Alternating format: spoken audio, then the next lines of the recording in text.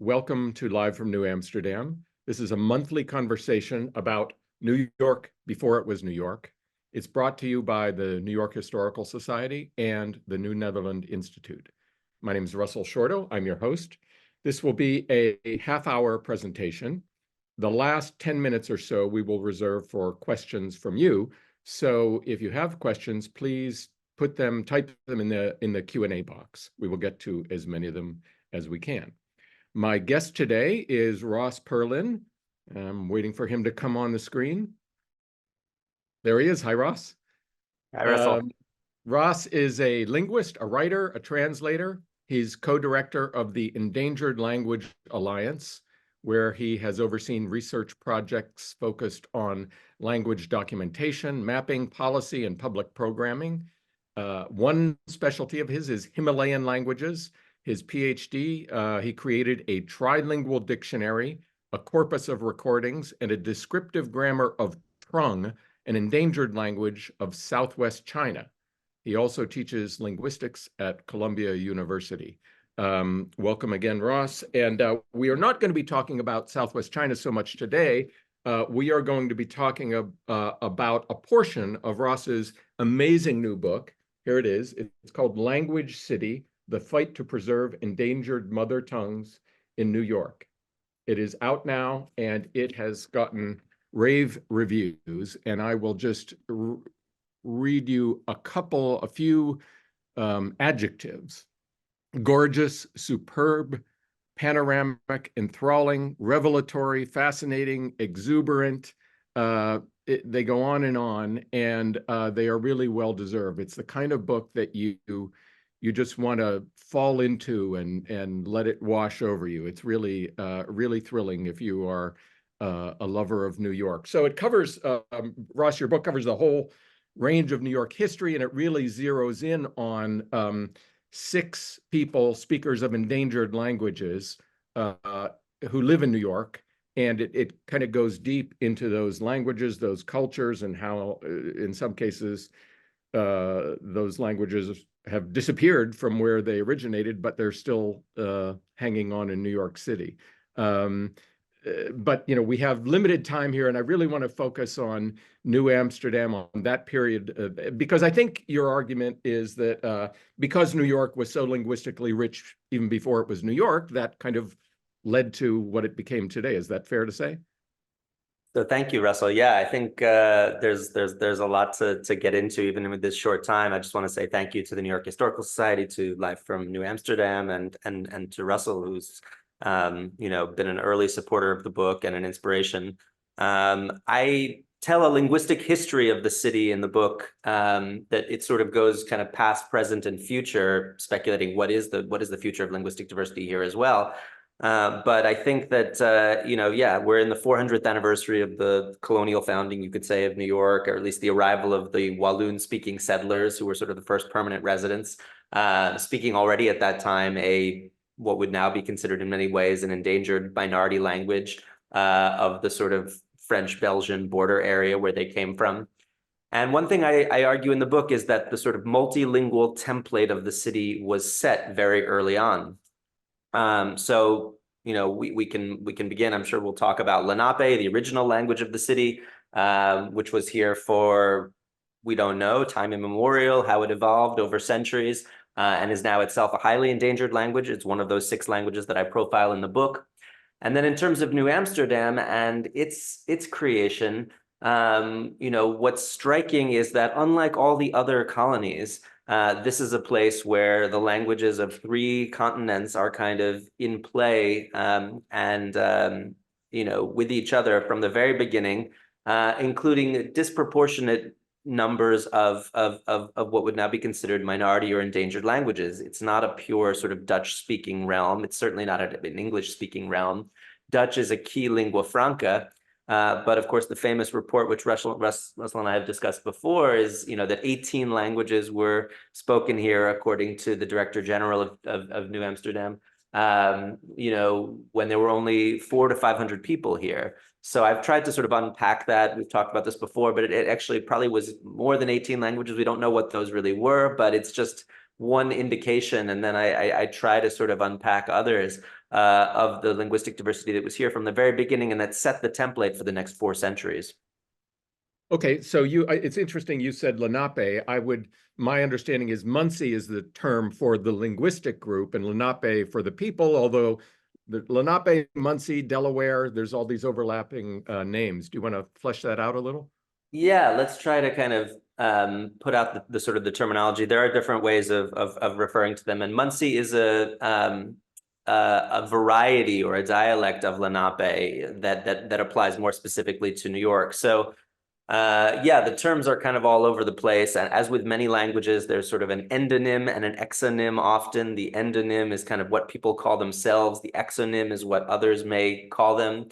So Delaware is sort of the exonym that is still often used by many of the tribal groups themselves. And, you know, that was a name that came in from a colonial governor of Virginia, who I don't think, you know, ever ended up setting foot there, but it's where we get the name of the state, Delaware. His name was Delaware.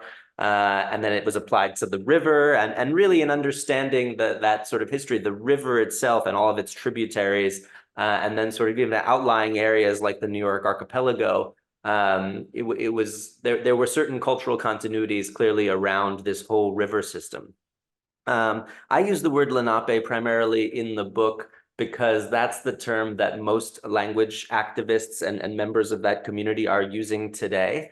But I also, you know, talk about how Munsee is the more precise term for the sort of northern Lenape area, which would have included what's now New York City. In the southern area, we're talking about a language called Unami, is how it's usually referred to. But you could say that sort of Unami and Munsee are the 2 sort of varieties or dialects of Lenape. And, you know, a lot of what I talk about in the book, I review, you know, what history there is about language use in New Amsterdam, which you have to sort of read between the lines in some ways, because it's a little sparse, but there's indications of this tremendous multilingualism. But then I try to bring the story of Lenape sort of up to the present day with those who have sort of rallied around this term. Lenape probably originally just meant something like human being. And this is often the case with language names. People, you know, they at first, they don't necessarily need a language name to refer to their own way of speaking. But today, there is a sort of Lenape diaspora, which is increasingly kind of knitted together. And it's increasingly kind of present again in New York as well. But in terms of the you know, officially recognized tribes, we're talking about Oklahoma, Ontario, Canada, Wisconsin. And I go up in the book to Ontario to meet the woman who's considered sort of the last native speaker in her 80s of the language, Diane Snake. So that's Munsee in particular, but Unami, as it has come to Oklahoma, is you know, no longer has native speakers, but is being revived by the tribe. I also profile one of the people who's reviving it in Ontario, and then kind of came down to New York, just passed away, but would teach the language here at our center at the Endangered Language Alliance. Her name is Karen.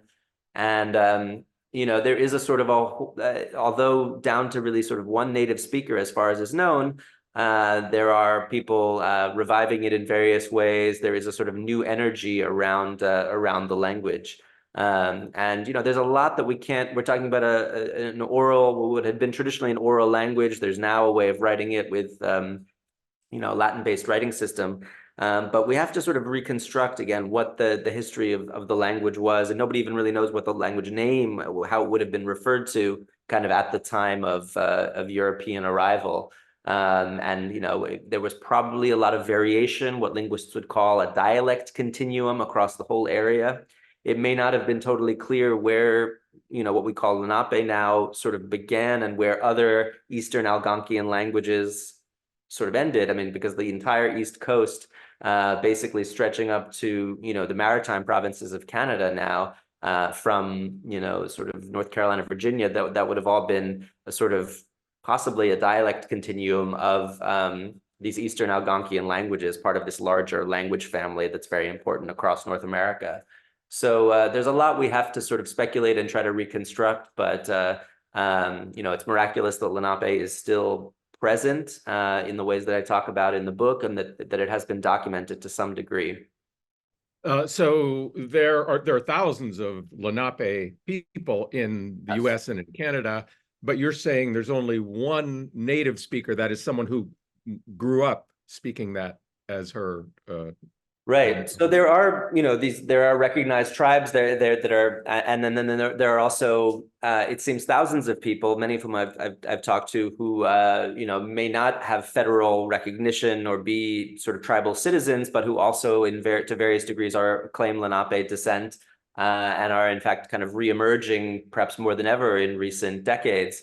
And then there are these, I believe it's really kind of five recognized tribes, depending on how you kind of look at the, that are all kind of, to some extent now kind of in dialogue with each other in recent decades. So yes, there are thousands of people who, would say that they are Lenape, or might say that they're Munsee, or Delaware in some cases, depending on the tribal name, but that in terms of the language, it was certainly kind of severely under stress through all the sort of successive displacements that drove Native people out of the New York area. Of course, some went into hiding and did remain in various ways, but likewise kind of would have faced serious challenges maintaining their language. But remarkably, the language, it probably was altered significantly. It actually took on sort of significant numbers of Dutch loan words for sort of new trade goods and other things. It was certainly kind of changing, but it did sort of make its way in particular to Oklahoma and Ontario, where the largest numbers went. And those who went to Ontario kind of arrived there sort of leaving America, basically, as it was being established, at the time of the Revolution, and got sort of refuge there by the late 18th, early 19th century. Those who reached Oklahoma did so kind of in the mid 19th century. And the language was alive in those places at that time, actually. And really, people like Karen would say that it was the boarding schools, the so-called residential schools, that were to varying extents kind of imposed by both the Canadian and American governments, that have gotten more and more attention lately, where that actually dealt an even sort of worse blow to the language, because those were sort of English-only spaces.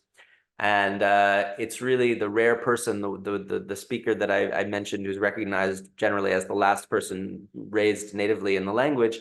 She kind of avoided that, was raised partly by grandparents. This would have been in the 1930s and 1940s, at a time when that intergenerational transmission was being broken already for most.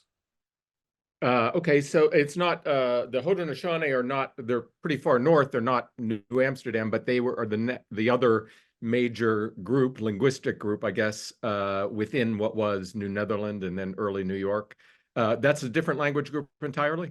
Different language family entirely. Yeah, sort of Iroquoian language family. It's that sort of chain of Algonquian, Eastern Algonquian languages I'm talking about was really primarily along the coast, at least in this area.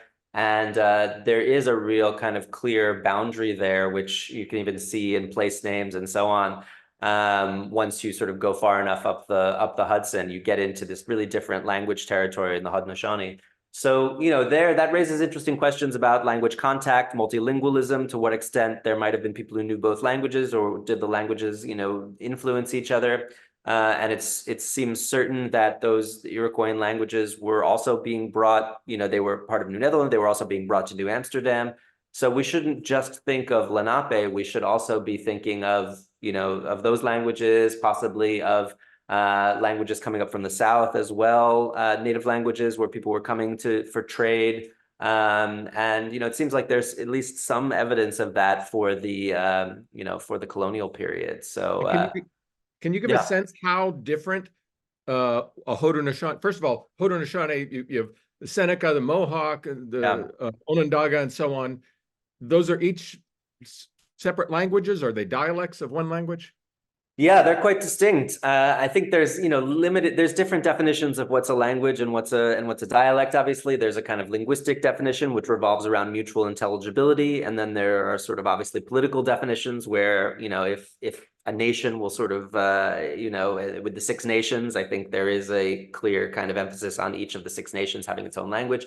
These are also highly endangered languages. We've had some contact with Onondaga, for instance, also a sort of last last speaker passed away relatively recently, but there is also a strong revitalization movement. But the Mohawk situation, Mohawk is actually a bit of a model in some ways of a language revitalization movement. And there are really strong programs there. So there's the differing sort of situations of the languages. But yes, these are really, I mean, we're talking about tremendous linguistic diversity in terms of Native America. There were an estimated 300 really distinct languages, not even talking about dialects, spoken north of the Rio Grande in 1492. And that was really no different, in the East Coast. Certainly certain areas were more linguistically diverse than others. The Pacific Northwest was particularly diverse for various reasons. And again, with things like dialect continua, it would be hard to say exactly where one language began and another one ended. I talk a little in the book about the situation of Long Island and what the linguistic situation there would have been. And it's there are now sort of names like Unkachog and Montaukett and Matinecock, and these whether they would have been sort of clearly demarcated languages or part of a dialect continuum at that time is a little difficult to say. They were probably more related actually to the languages of southern New England because of those kind of relations across the Sound. But yeah, we're really talking about kind of whole families of languages where they, each one would be quite distinct. And the degree of variation when you don't have a sort of nation state and mass media and education system, there could be a lot of variation from group to group, village or kin group to kin group. Okay, let's get to African languages. You have said that that famous statistic of 18 languages spoken in New Amsterdam, that probably didn't include African languages. How many maybe were there? What would they have been? Where did they come from? It's hard to know, and I've tried to reconstruct this a little bit. It changed sort of over the course of the history of New Amsterdam, and then certainly later New York, as the patterns of enslavement changed, and who was coming. Initially, people coming from what we would now call Angola or the Congo being brought. Obviously through enslavement, although free communities forming as well. And we're probably talking about languages like Kikongo and Kimbundo. And they're probably, at least 3 or 4 languages that we could say with some certainty were being spoken here, probably at the earliest stage, and then probably more coming after that. And then the question of whether there were possibly Creole languages, which were starting to form partly through the processes of transatlantic slavery. At that stage, maybe a Portuguese-based Creole. I think the role of Portuguese and possible Portuguese-based Creoles that were already forming in West Africa at the time has been perhaps underestimated, in terms of that earliest stage. We have to sort of read between the lines based on the last names that were recorded, which often were kind of, Van Angola or something like that, or of Simon Congo, where we kind of can see the geographic origin and sort of something of the life history. And then certain bits of testimony that different languages were being used in sort of legal proceedings as well. There's a bit of evidence of that. It's likely that there were several languages spoken by enslaved Africans for which there was not much opportunity and a great deal of pressure in terms of being able to really use those. And yet, at least there are indications that people were able to sort of marry other people from the same area, or that those who came from Angola would preferentially marry others from Angola. So there's a chance that at least in sort of the privacy of one's own home or family, in those free communities as well, that there would have been some use of African languages in New Amsterdam.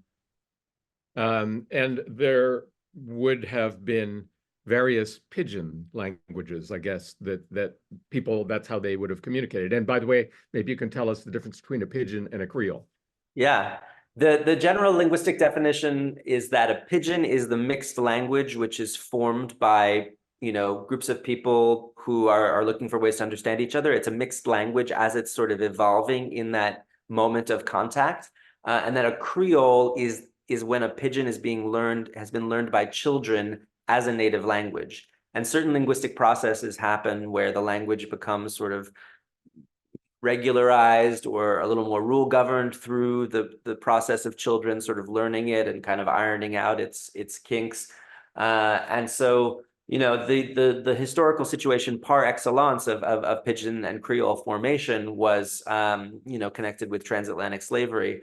And, you know, it's obviously, well, it's clear how that happened, you know, in various Caribbean situations, and there were sort of English-based Creoles at the earliest stage, Portuguese-based Creoles, even you know, Dutch-based Creoles as well, and you know, yeah, they again, sometimes something will be known as a Pidgin or a Creole, but won't fit exactly the linguistic definition that I just mentioned.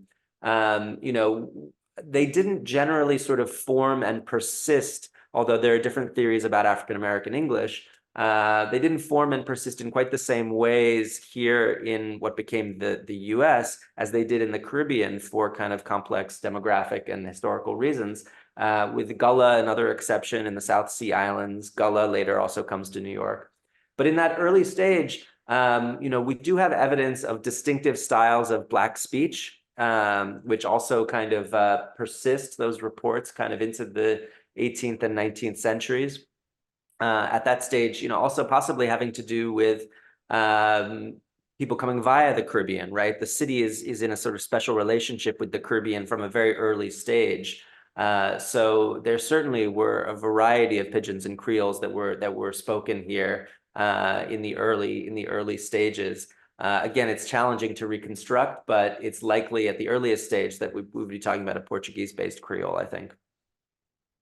Someone wants to know, did the Dutch, you sort of answered this, but did the Dutch speakers in New Amsterdam adopt words from the Native Americans? Good question. Yeah. You know, there is a little evidence of that, and there's evidence of some of the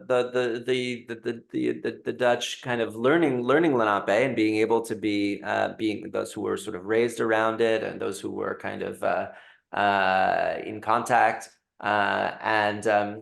You know, in general, you do have the sort of intake of Algonquian words from this family into American English, certainly, right? For all kinds of things that people were encountering, you know, whether that's raccoon or squash or other, you know, things that people were, especially plants and animals, but other things. You know, in terms of the Dutch of the time, it seems almost certain that they were using, I mean, place names are a clear example, right? Beginning with Manhattan, which we could talk about, but also Canarsie and Maspeth and so on. In terms of words that, you know, really entered the local Dutch, which, I mean, the local Dutch also becomes distinct over time. And I talk about this a little bit as well, which is a story unto itself. You know, that's a good question. It's not clear to me, you know, whether it's clear to me that certainly words probably were being used the way that place names were used, but it's not clear to me whether any of them sort of to what extent they enter the language in a kind of lasting way. We certainly do see the reverse, where Lenape takes on Dutch words in a somewhat lasting way. That may reflect that more Lenape speakers were learning Dutch than the other way around. But there was contact. There's also intriguing evidence, not so much for New Amsterdam as for kind of what's now Pennsylvania, the sort of southern area of the Lenape world, of what's been called Delaware Pidgin, which was a kind of Pidgin mixed language of sort of initial settlers kind of before William Penn, who would have been mixing possibly English, Dutch, and some of the Lenape of that area. So something like that may have also been happening here. We just don't have much evidence. We've barely talked about Africa or European languages, but it's interesting you say that even within Dutch, within the Netherlands, there were linguistic diversities in different languages. Right. I probably don't have to tell this audience that, you know, the Netherlands at that time was, you know, was only sort of recently kind of united and was certainly not at a stage like of kind of imposing a single national language in the way that we think of it with modern nation states. So there was, you know, substantial diversity. And actually, from a linguistic point of view, talking about dialect continua, this idea of a dialect continuum is kind of where each kind of town or village can understand the one next to it with slight variation, but actually, if you took sort of two sides of it, you might get mutual unintelligibility. In fact, the sort of difference between Dutch and German, this idea of considering them separate languages, including, Plattdeutsch from sort of the northern part of Germany, and all the Germanic varieties, of course, Germany itself not being at all politically united really at this time. It was probably a sort of Germanic dialect continuum, including all the different dialect diversity in the Netherlands, as well, kind of continuing pretty seamlessly across into what we would now call Germany. So yeah, it's important to sort of look at where specifically people were coming from in the Netherlands. So the varieties of Dutch would have been quite different that people spoke. And then there's the fact that, many that we would see, maybe we would consider Dutch and who had maybe spent time living in Amsterdam, for instance, actually were perhaps Flemish speakers, Frisian speakers, Walloon speakers. They seem to have been quite represented, whether it's Peter Minuit and the other Walloon speakers, or whether it's Peter Stuyvesant coming from a Frisian background. It's better, I think, to think of Dutch as a kind of lingua franca, and to think about people like Jonas Bronk, the eponymous sort of first settler of the Bronx, who I talk about, whose origins I believe are still kind of contested, whether he was from the sort of Faroe Islands, he's somewhere kind of in the North Sea. He's been claimed as Danish, as Swedish, as Dutch, as Faroese. When he died, his library had books in, I think, 5 different languages. It was a much more fluid sort of situation at the time, and people were very normally multilingual. So we have to sort of strip away, and this is a major point of the book in general in terms of understanding the history of the city, but really it starts there. Strip away contemporary national nation-state categories, most of which are relatively recent in the last sort of century or two, and actually sort of put ourselves in the mindset of the situation back then. And language is a way into that, because languages represent processes that are in many cases thousands of years old. And there was a sort of complex patchwork of Germanic languages around the North Sea, across what's now the Netherlands and Germany, and many of these things would have been sort of coming to New Amsterdam, in addition to the varieties of French that were coming, of course, Portuguese speakers, of course, the initial Sephardic and then later Ashkenazi Jewish populations who had multilingual pasts as well. And then these kind of striking individuals as well, like who like somebody born in Venice, Alberti, and the Van Saleh, who was known as the Turk but was actually born in Morocco. As you describe in your book, I mean, this colorful cast of characters who really had very cosmopolitan backgrounds and multilingualism to go with that. Yeah, you make the point that nobody was monolingual. Everybody had to speak various languages. It was a very rich place. Somebody is asking, we're going to have to close it out here. When the English arrived, did the linguistic diversity diminish? I'm going to guess you would say no. It's a good question. I think, part of what's striking is that initially Dutch kind of maintained its role as a lingua franca, right? There wasn't famously a big exodus necessarily of Dutch speakers. Things, altered and changed. But at least initially it didn't. I do describe a bit of a dip, and there are sort of cyclical patterns in the city's linguistic history. A bit of a dip kind of as you go into the late 18th century, early 19th century, where most of the settlers were coming from more Anglophone places in the British Isles. Although even then there would have been speakers of Scottish Gaelic and so on. But generally, it's a story of just ever increasing sort of complexity. And I hope you enjoy the book. Language City kind of tells the full story. Thank you, Russell. Thank you, everyone, for coming. Thank you for taking the cue from me. We'd like to end on time. Ross, this has been great. Thanks so much. Buy the book. It is really amazing. The next Live from New Amsterdam will be April 18th with Christian Coate of Townsend University. He's going to be talking about mapping New Netherland with Deborah Hamer of the New Netherland Institute. Thanks again, Ross. Thank you, everyone. Bye-bye.